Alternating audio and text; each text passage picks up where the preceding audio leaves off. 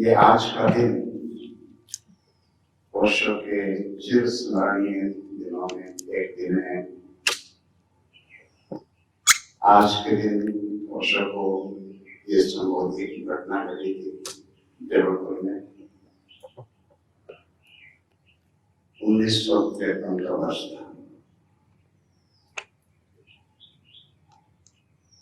और उसके बाद उन्होंने देश भर में घूम कर जागरण का, अपनी संबोधि की सुवास को शेयर करने का अभियान शुरू किया था। और फिर आज के दिन ही 1974 में पुणे में श्री रजनीश आश्रम की स्थापना हुई थी। जब ओशो पहले बॉम्बे में रहते, फिर वो 21 मार्च के दिन उत्सव के साथ ही बॉम्बे में भी उत्सव हुआ और संध्या तक उसके पहले पुणे आ गए थे। तो श्री रजनीश आश्रम की स्थापना हुई और उत्सव के साथ स्थापना हुई। तो ये बहुत महत्वपूर्ण दिवस है। और ओशो वहां 1990 तक रहे। बीच में उन्होंने विश्व की यात्रा की, 21 देशों की, 22 देशों की यात्रा की और लौट आए तो फिर वहीं रहे। तो वो स्थान हम सब के लिए एक तरह से ओशो के इस आनंद उत्सव अभियान में महत्वपूर्ण भूमिका रखता है, जहां पूरे विश्व से सैकड़ों देशों से लोग आए। ओशो के सानिध्य में उन्होंने अपने जीवन की अर्थवत्ता को अनुभव किया। एक अपूर्व ऊर्जा क्षेत्र, बुद्ध क्षेत्र निर्मित हुआ, जहां पूरी वसुधा के लोग एकत्रित हुए और एक संघ की भांति जिए। संघ की अपनी एक बहुत रूपांतरणकारी ऊर्जा होती है। उसमें कोई भी नया प्रवेश करता है तो उससे वो उस ऊर्जा से अछूता नहीं रहता, उसका विकास बहुत जल्दी होता है। तो ओशो ने अक्सर याद में दिलाया है कि हमें ऐसे स्थान चाहिए। ऐसा ही एक स्थान रजनीशपुरम में बना था, लेकिन वहां की परिस्थितियां अलग थी। वो हिंदुस्तान में ही था और विदेशी संस्कृति के बीच में उस जगह को बचाए रखना बहुत कठिन कार्य था। और एक दिन वो तहस नहस कर दिया गया। लेकिन इस देश ने हमेशा से बुद्धों की ऊर्जा को पहचाना है, सम्मान किया है, उसको संजोया है, उसको विकसित किया है। तो यहाँ एक अलग बात है। ओशो के विश्व भ्रमण के बाद, लौटने के बाद इस स्थान का और ज्यादा नए आयाम जुड़े इस स्थान में और विकास होता रहा, थोड़ा फैलता गया, क्योंकि और अधिक लोग आने लगे। और ओशो ने तो अपने शरीर छोड़ने से पहले कहा कि इस स्थान को और अधिक सुंदर बनाएं और अधिक इसे विस्तार दें, ताकि भविष्य में आने वाले लोग भी जो मेरे प्रेमी हैं उनके लिए ये एक मुख्य केंद्र बना रहे। ये ओशो का कहें तो एक जैसे शब्द यूज किया जाता है, I leave you my dream, मैं अपना स्वप्न तुम्हें सौंपता हूं। अगर हम स्वप्न शब्द से थोड़ा सरोकार नहीं रखते हैं तो हम कहेंगे कि ओशो का विजन है, ओशो का एक दृष्टि है जो उन्होंने दी हमें कि इस स्थान को हम कैसे उनके विजन के अनुसार चलाएंगे। और वो ऐसे धीरे धीरे और फूलता फूलता था, लोग विश्व भर से आने लगे। बहुत सुंदर उसकी खिलावट हुई और उसने लाखों सन्यासियों का तन मन धन ऊर्जा का योगदान रहा। ये करीब 2000 वर्ष तक एक क्रम से चलता रहा, लेकिन उसके कुछ समय पहले कुछ हमारे ही पाश्चात्य मित्रों ने ज़ूरिक में एक ओशो इंटरनेशनल फाउंडेशन बना ली थी और चुपचाप ओशो की बौद्धिक संपदा को, उनके ध्यान विधियों पर, उनके प्रवचनों पर, ऑडियो वीडियो सब पर एक तरह से अपना उसे रजिस्टर करा के, ट्रेडमार्क करा के उसकी वहां स्थापना कर दी, जो कि गुप्त ढंग से हुआ।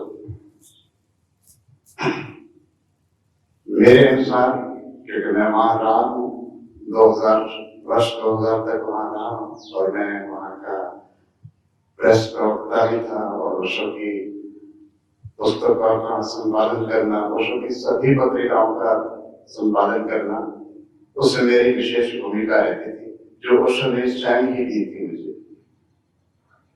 तो मुझे थोड़ा अटपटा लगा, ये कैसे हो गया कि ओशो का मुख्य स्थान ये है और कहीं 4 मित्र चुपके से उसे अपना मुख्य केंद्र बनाकर हमें अपनी शाखा की तरह समझते हैं, जिनको परमिशन वहां से लेनी है।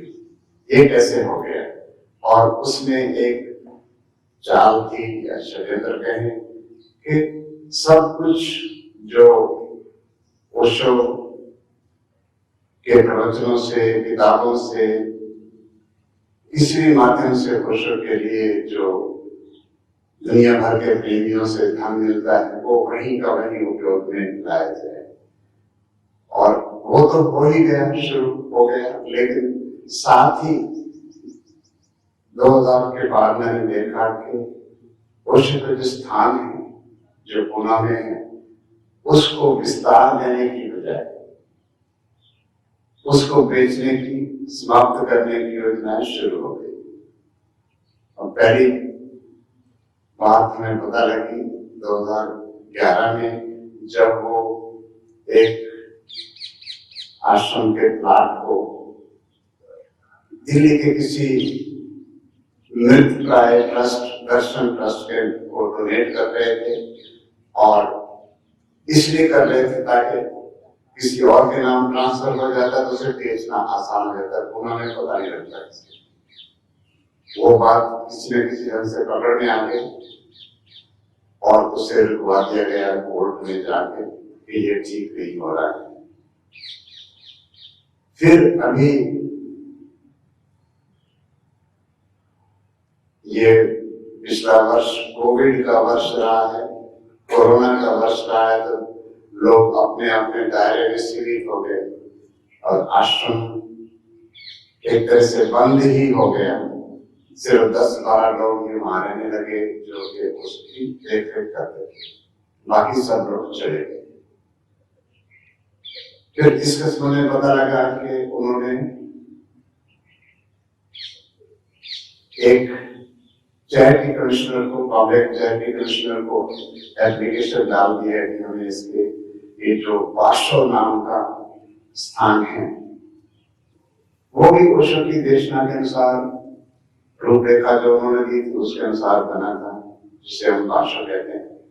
उसमें ओशो ने कहा कि हमारे आश्रम में ऐसे रिजॉर्ट जैसी सुविधाओं की व्यवस्था होनी चाहिए, ध्यान उनका भी हम ध्यान के लिए उपयोग कर सके।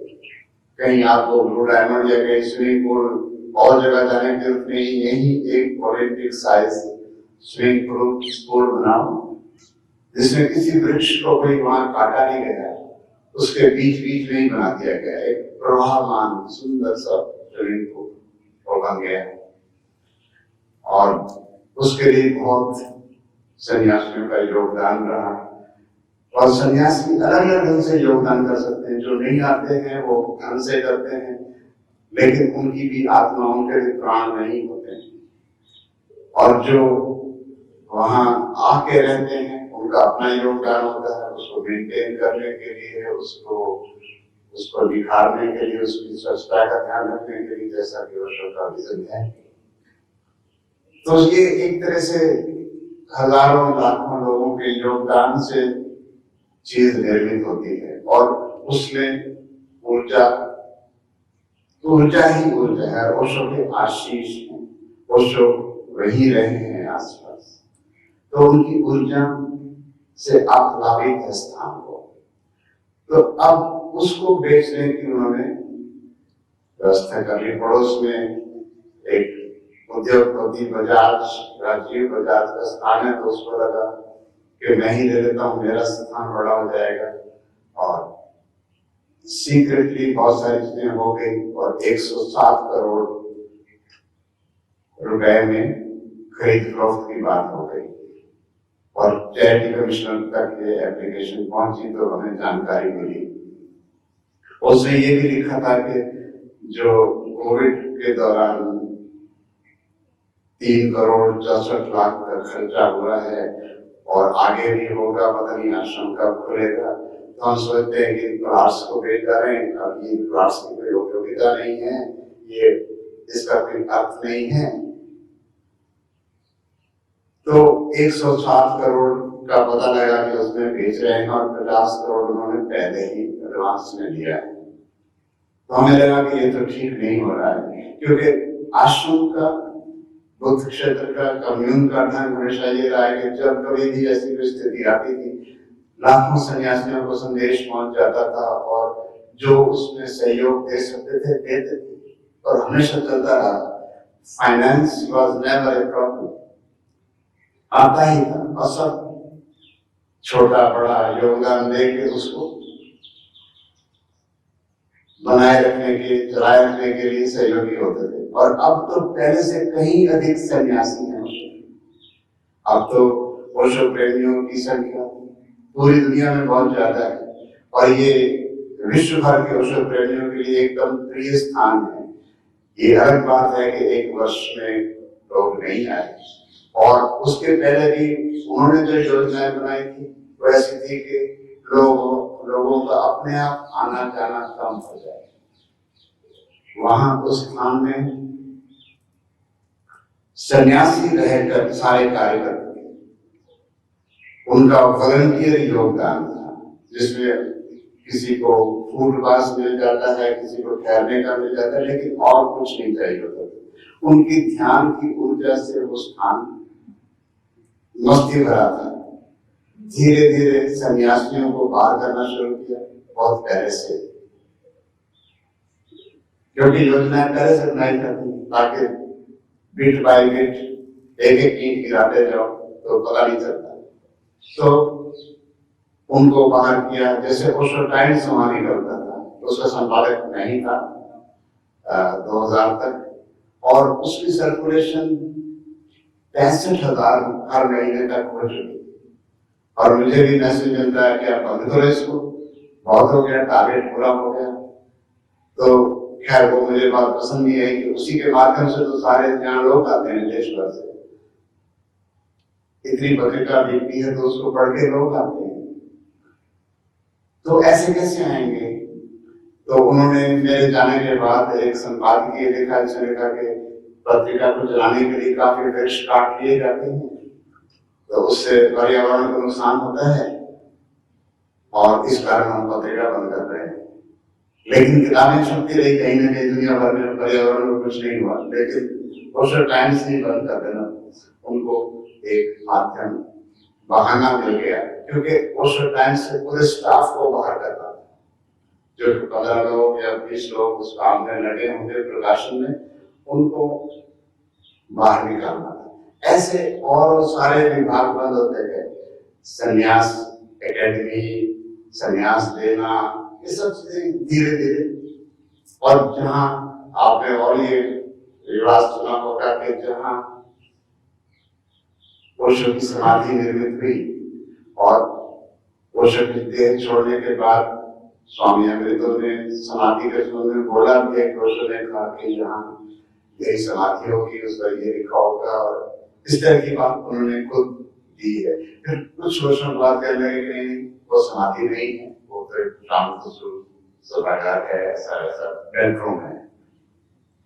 उसका भी मतलब ये था कि हम इसे समाधि कहना बंद करेंगे तो जगह जो आसपास जगह है या वो जगह है उसको बेचना आसान हो जाता है।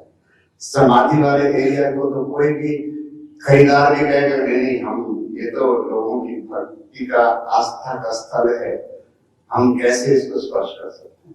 तो योजना तो उन्होंने बहुत पहले से तैयार कर रखी थी कि बौद्धिक संपदा तो हम वहां ले गए धोरे थे, अब ये जो